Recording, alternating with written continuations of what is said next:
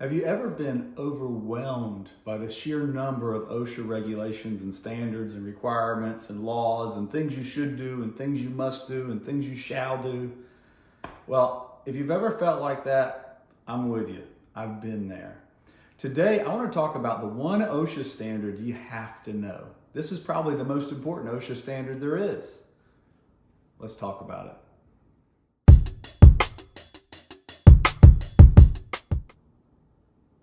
So the most important OSHA standard is called the General Duty Clause. And what this is the OSHA standard that everybody should understand.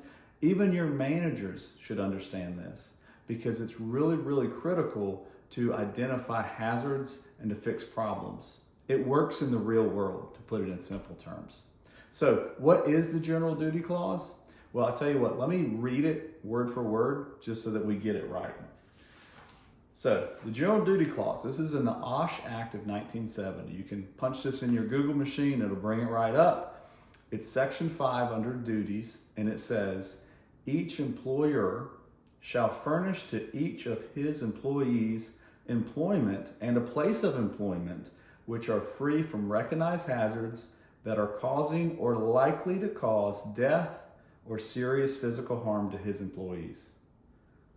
Now, that sounds like something that would be written by the government, something that would be written by the OSHA standards.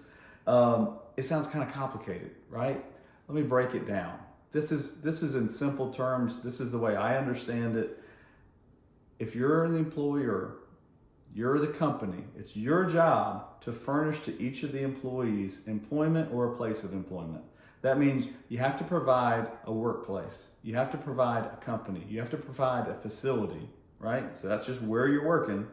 That has to be free of recognized hazards. Recognized hazards. What is a recognized hazard? What does it mean to recognize a hazard? All it means is this. That guy's driving too fast on the pallet jack. That cord that's going in front of the exit door looks like somebody could trip on it and it could stop people from getting out the door. The fire extinguisher is blocked. These are all simple, identified, recognized hazards. And anybody can recognize a hazard. The reason this is so important is you don't have to know the standard for why the fire extinguisher shouldn't be blocked, or why the extension cord shouldn't be run in front of the exit door, or why people shouldn't be driving 90 miles an hour on a forklift. The reason this is important is these are recognized hazards that anybody can say, hey, wait a minute, somebody's gonna get hurt. That needs to be fixed. That's what it means. And here's kind of a side note. When employees complain to OSHA, when they call up OSHA or write a letter or they get disgruntled and they reach out to OSHA, what they say isn't, oh, my employer's breaking standard number 1910-72, da da da da. They don't do that. What they do is, hey, they got people driving forklifts way too fast. We were using this chemical and it smelled super strong and they never gave us a respirator. They just speak in terms of, hey, I almost got hurt. They're not taking care of their employees. And that's what really sends the red flag up and says, hey, we got to check out this company and do an OSHA inspection.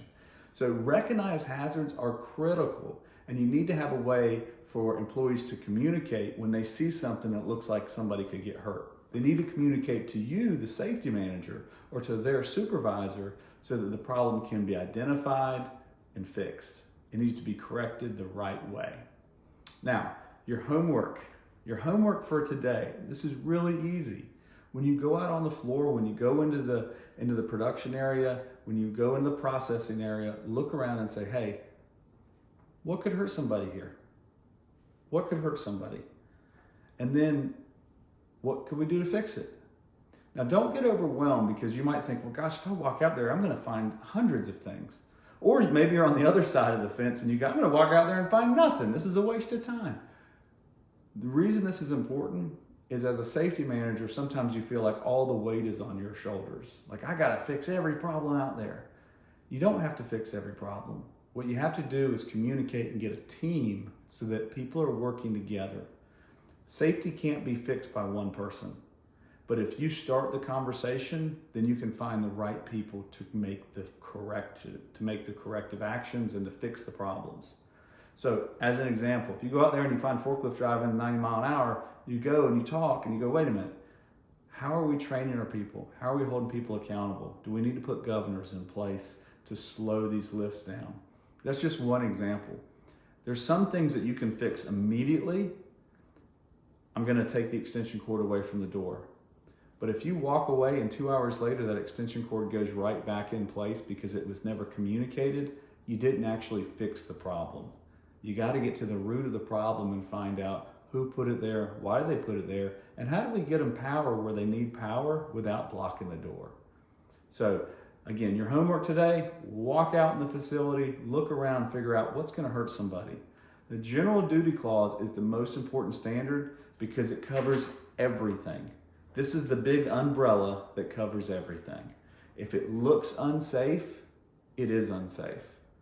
So let's find a way to keep everybody safe at work. So until we talk again, do your job and make sure you do everything you can to prevent people from getting hurt at work.